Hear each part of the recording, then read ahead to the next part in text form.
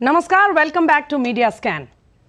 In the middle of the heat of the election campaign, 350 odd people have been given fast-track citizenship under the new CAA, Citizenship Amendment Act.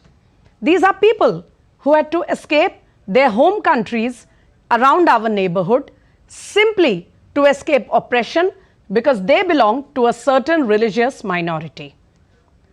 Why did India have to resort to this fast-track citizenship process when there is already a regular citizenship process in effect?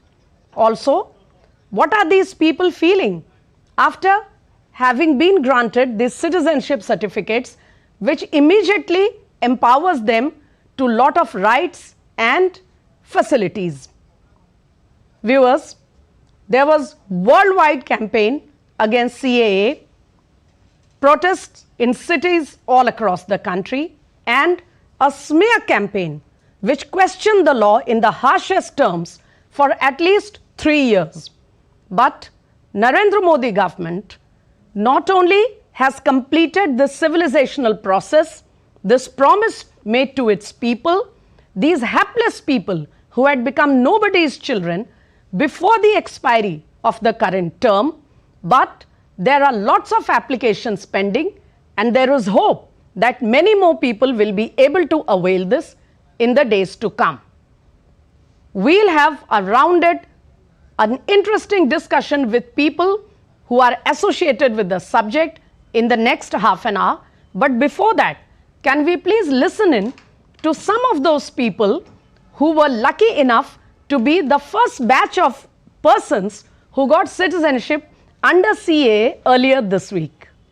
With this new amendment act, rules काफ़ी ease out कर दिए गए हैं, तो relaxations काफ़ी हैं, तो काफ़ी जल्दी प्रोसीजर में हमें नए एक्ट के अंदर नेशनलिटी मिल गई है काफ़ी स्मूथली। नहीं बिल्कुल, ये काफ़ी सालों का स्ट्रगल था हमारा, एक और है तो एक पेपर, लेकिन ये बहुत वैल्यू रखता है। CAA बिल पास हुआ, हमारे दुख दर्द को न सुना, हमें बहुत बड़ी खुशी है।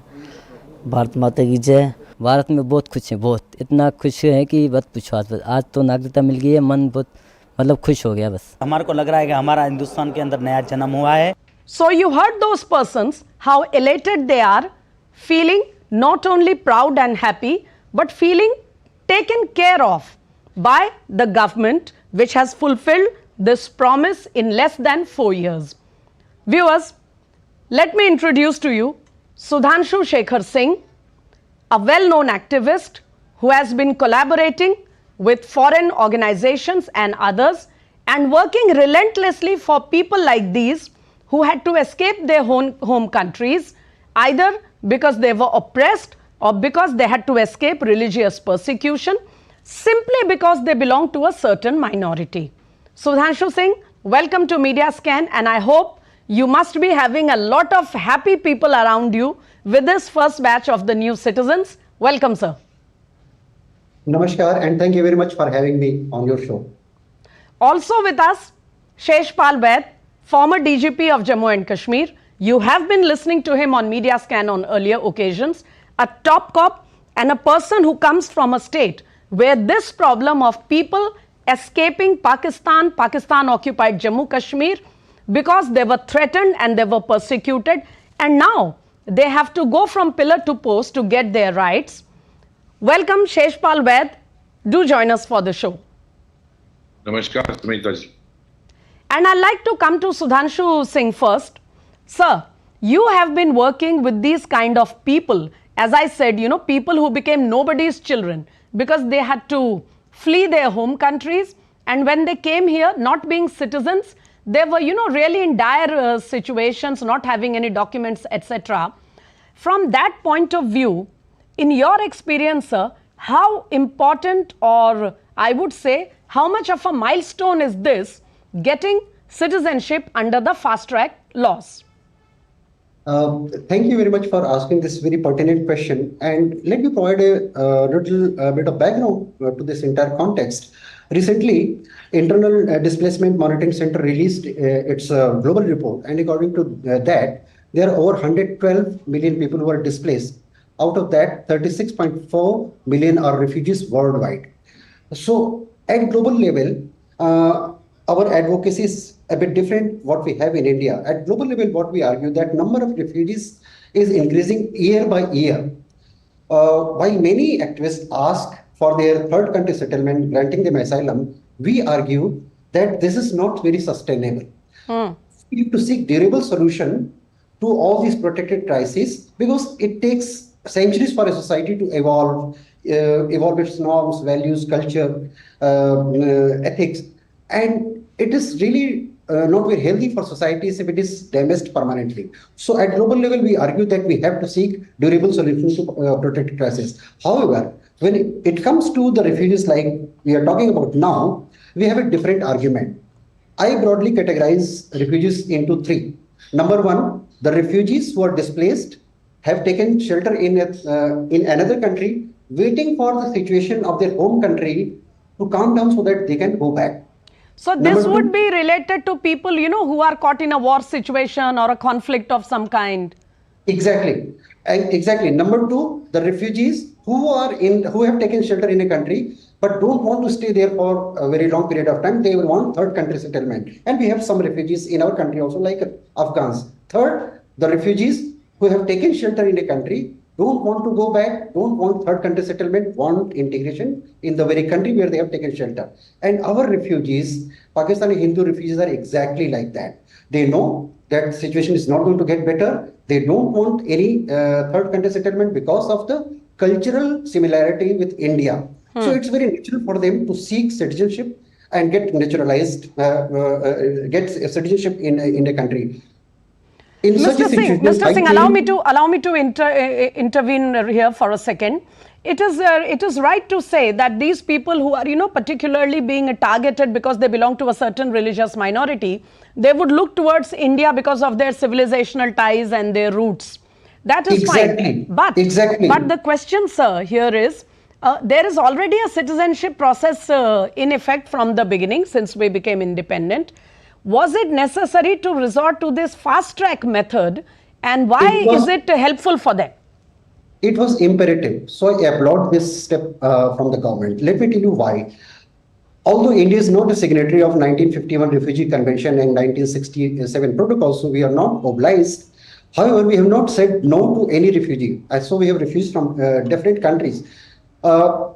Many of them are taken care of by UNHCR, and they are called mandate refugees. But these refugees who have come from Pakistan are non-mandate refugees, so they are not addressed, their needs are not addressed by UNHCR. So that means their needs need to be looked at. And there is no provision other than 2014 Gazette, which gives some privileges to these refugees, such as they can get their Aadhaar card made, PAN card made, they can open a bank account, but there is no financial support to such refugees, which otherwise UNHCR refugees which get UNHCR certificate, the kind of support they get, these refugees don't get. Now, if you prolong this period, they have to squat on very marginalized piece of land. They are deprived of all kind of basic necessities, and the children, basically they also flee to protect their children and to get them educated. Mostly girls were not going into any school when they were in Pakistan. If they have to wait for 11 year plus, which is the normal course of time to apply for citizenship, then they have lost the entire child. They will so it was to give them a decent, a dignified, quality of life, that this fast track system was required, because without citizenship, they do not have much succor or relief even if they come here. But I want to come to Sheshpal Vaid here. Mr. Vaid, Sudhanshu Singh just pointed out that this fast track system doesn't mean that we are denying citizenship applications or opportunity to any other people or any other religion. It is just that these people have come under certain circumstances, so it is to give them some help or relief. However, there was worldwide campaign against CAA, you are aware of it, sir. And even just now, even middle of this week, one Chief Minister, Mamata Banerjee, and leaders of the opposition alliance have said that they are still not convinced about CAA, and if they come to power, they will scrap this law. It's first of all, I must congratulate and compliment the government of Shri Narendra Modi ji, Honorable Prime Minister, for fulfilling this promise. And it's a great humanitarian work. These people have no other place to go, as my co-panelist was mentioning.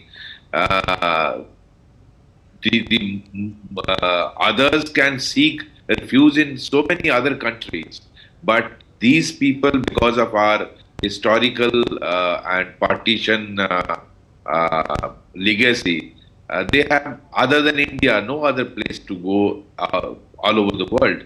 And that's why you can't make them wait in the normal process.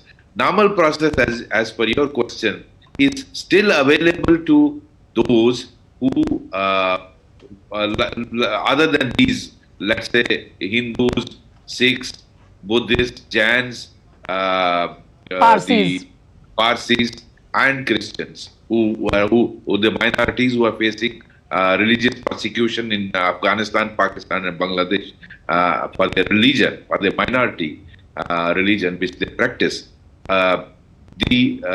Certain sections of Muslims are also facing persecution, but they still, number one, they have many other places to go other than India. Number two, they still can make use of the normal process and the normal channel of seeking citizenship. But these, as my co-panelist was mentioning, you can't allow these people to be waiting for years together. Meanwhile, they are, the children are getting every day you see how minor girls are being kidnapped, belonging to these communities just because of their religion they practice. There's a person in Karachi known as Mia Mitu, how he engineers with the support of the establishment in Pakistan, kidnapping these. He has a whole network of people only for this purpose, kidnapping young girls, forcing their rape and then conversion and marriage to elderly people just because they follow a particular religion. Sir, I'll interrupt you here. That point is taken, but I also have a query, sir. Since you've been associated with the law and order machinery of a state, even though citizenship is purely a central list subject, still there are some states such as Kerala and Tamil Nadu where the leaders have declared that this law will not be applicable in their territory. Now that may not be possible legally, but do you think if any of these people who have been granted citizenship or will be granted in future, if they go into these states, they may have to face some kind of a problem? Yes, see, it's very unfortunate that such politics is being played for such a humanitarian work, which actually I think all the leadership in this country should realize this is your responsibility, irrespective of the political affiliation of the political party, whichever you are practicing. It is your liability of partition that you have to take care of these people. They have to wait for 10, 15 years just to get basic rights after coming to India, whether they come from Afghanistan. So whether it is West Bengal, Kerala, Tamil Nadu, it's unfortunate that some of these political parties are following just for a vote bank, issuing such statements. It is a purely central law, and they will, once they apply, the Union Home Ministry, as we saw yesterday, how Mr. Bhalla, the Union Home Secretary, handed over the citizenship cards to these people, making them the citizens of this country. But state government can create certain problems. Like tomorrow, these very people who are given citizenship will have to have Aadhaar card, will have to have many other facilities, local employment, job, local certificates. So all those are issued by the state government. Okay, we hope better sense will prevail. But allow me to come to Sudhanshu Shekhar Singh here. Sudhanshu Singh, we are just discussing the causes of religious persecution and how it, somehow falls the worst on our girls and women, because they are the first to be targeted when there is targeted persecution of any religion or sect. However, the recent data that has come in the country of population shows very clearly that it is only India in the subcontinent as well as globally where there is a trend that all over the world the majoritarian religion is flourishing, it is growing, it is increasing in numbers. It is just India where the minority population, and particularly of one minority, is growing in much bigger, much larger figures, and the majority is actually, the growth is going down, incessantly the growth rate is going down. So do you think in our subcontinent there is a situation of one community becoming the target across our neighborhood? See, of course, see that the data speaks for itself, no? So no one can challenge this data, this global data, that how the demography has been changing and the very reason for this change. And and this data defeats the very narrative which the narrative of those people who are challenging the CAA, that it is discriminatory. I don't think it is discriminatory, rather it is trying to address the discrimination facing these minorities in the neighboring countries. Since are you saying, sir, Mr. Singh, are you saying that if there were, all this argument worldwide, in India, a lot of activists as well as various Western publications, they said the problem with CAA is that it makes religion the basis, of the citizenship. You are saying that this data has now sort of busted that argument? Exactly. And my argument is, since these people got displaced because of the religion they belong to, there is no harm to provide them shelter based on that, on the very reason. No, so there is absolutely no problem.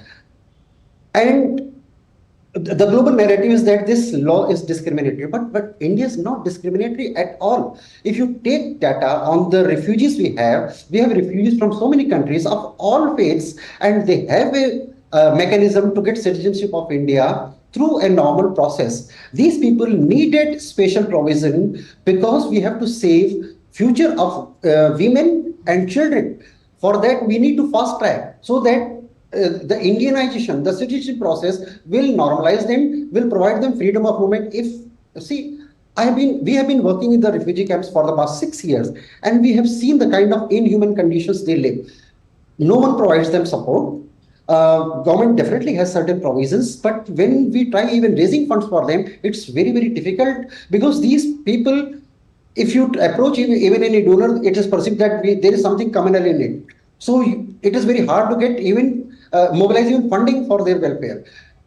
In the areas they live, they are not even notified slums. So even in Delhi, DUSIP doesn't provide normal services which DUSIP provides in other kind of slums. And that's why this kind of, in Pakistan, they were facing religious discrimination, but economically they were better off. They had houses. But here they are living in extremely inhuman conditions, which can't even be called slums, without toilets in the middle of forest. But sir, there are continuous reports coming in from Pakistan. You say that they were economically all right there, even though they were targeted religiously. But we are also, informed that when it comes to employment opportunities, business, trade, etc., they do get discriminated. Maybe it's getting worse. Exactly. I'm not saying that they were really flourishing in the country of origin. I'm not saying. But the kind of situation they are living in here, the situation was definitely in terms of surrounding. At least they were in villages, no? Yes. But here, living in a slum is entirely different, where you don't have access to toilet, you don't have drinking water, you can't go to school, you can't access health facilities, you live in the middle of forest where you have snakes. Sometimes snakes enter when they sleep on the floor, sometimes snakes enter in the bed. So this is the kind of, there are insects all over which fall over them. This is the kind of, most of the people who challenge this CA, they have never visited these camps. They have not seen the kind of life of these refugees live. Had they seen it, absolutely, yes. And everybody needs a dignity of life, no matter which country they live, even if they are refugees. And as you said, some of these people who have been writing and activists who have been protesting and raising the issue of CAA for being discriminatory, perhaps they should have visited one of these shelters. However, I'll come to Sheshpal Vaid quickly here. Sir, just as Mr. Singh was pointing out, do you think the recent data that has come, which shows that contrary to the worldwide trend where the majority religions are flourishing and growing and becoming stronger, in India, it is the majority which is not only going down in numbers, but is actually the people of that religion are facing persecution all around us. Do you think this will sensitize our people here in India and globally about, efforts like the CAA that have been initiated in this government? Let's hope, but I think the study has busted this malicious campaign against India that here one particular minority that we are talking of, that is Muslims, are facing persecution in India. They are being discriminated, which is not true. India is one country where everyone have equal rights. In fact, I would say the Muslim community in India is better off than many other communities, even majority community. The Muslim community has, I think, if I'm not wrong, 43% increase in their growth, population. Yes. And majority community, the Hindu community, has come down by 7.8%, if I'm not wrong. So that itself proves that this community is prospering here. I wish these leaders, whether it is Mamata Banerjee or Tamil Nadu or Kerala chief ministers, let them visit their camps and listen to their harrowing tales, how they are being persecuted. We will quickly listen into a couple of more people, sir, who were granted citizenship earlier this week about, how they expressed their sentiments. And then I just have enough time left for a quick question from Mr. Singh before we wrap up this conversation. Let's listen in. वहाँ तो बहुत दिक्कतें थी, मतलब जो हम लड़कियां हैं वो वहाँ पढ़ नहीं पाती थी और अपनी मर्जी से घर से बाहर भी नहीं निकल पाती थी और मतलब जो महिलाएं होती है उनके मन में मतलब इच्छाएं होती हैं मन की, वो उसको त्याग नहीं पड़ती है। पाकिस्तान में बहुत दिक्कत है कि सर ये पढ़ाई लिखाई का कुछ नहीं है, जैसे अपना कोई रोजगार नहीं है वहाँ और महंगाई बहुत है और बहन बेटियों की इज्जत वहाँ नहीं है, बहुत दिक्कत है वहाँ sir. So you've heard one of the young women tell us what these people had to go through, and we have been discussing it through the show here. But Mr. Singh, very quickly, I am sure there is a big number of people in Rajasthan, in West Bengal, in other parts of the country, Delhi of course, who are interested in applying, to get citizenship rights here. How can activists and organizations like yours help them to, get together, to put together the thread of life, manage to get the citizenship in the due process and pick up the threads of their life and start a new chapter? How can people like you help in the effort? And before I come to that, allow me to add one point very quickly. This is a message to those who are opposing it. This is a fact we must bring in the public domain. See, we saw massive violence, genocide in 1947, separation of families in 1947. Many people do not know that the same is happening even now. If you visit any refugee camp, you will find these kind of families where some children have migrated along with their grandparents. Parents are still in Pakistan. Some parents have migrated here with maybe 1 to 3 children, and some children are still in Pakistan. And this is trauma for them. And this needs to be addressed. These families need to be united because they really can't go back in the unsafe condition of Pakistan. So my request is that you please argue for inclusion of more people, but don't oppose these extremely vulnerable, helpless people. Let them have a peace of mind and a safe, protected living in India. Please do that. Now, coming to that, yes. This has to be fast-tracked, and when you apply online, of course, most of the refugees, the elder refugees are illiterate, computer illiterate definitely. So, and that's why organizations like ours have started chipping in. We have to facilitate them to get all the kind of documents. So the government agencies can identify such organizations like ours to collaborate with, so that we organize special camps to get So Aadhaar there was some confusion about, documents, some document to prove they were resident of the earlier country. You think that has been sorted out? See, all these refugees have valid document. See, they did not enter to India illegally. Yes. They took pilgrim visa with the intention of not going back.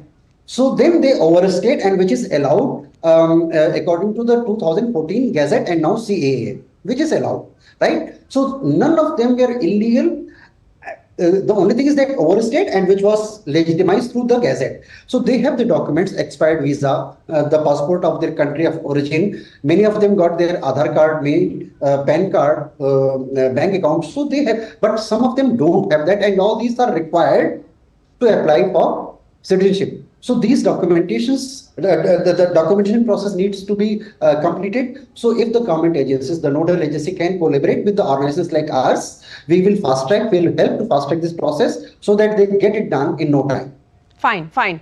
I think we've had a very rounded and very informative conversation today. And thank you very much, Sushant Singh, for joining us for the first time on Media Scan. Also, grateful to Sheshpal Vaid for having joined us and explained both the complexities and the politics related to the new law. Thank you, gentlemen. A humanitarian law was vilified across the world simply because it wanted to address the problems of the people escaping religious persecution. However, the new demography data that has come to the fore has proved very clearly that there is indeed a need to address the issue, because unlike the rest of the world, in India and the subcontinent, one particular religion and the minorities are being targeted continuously, and therefore laws need to be made to protect the people from that persecution. On that note, viewers, it's a wrap up on Media Scan for this evening. Do join us next weekend. Till then, namaskar.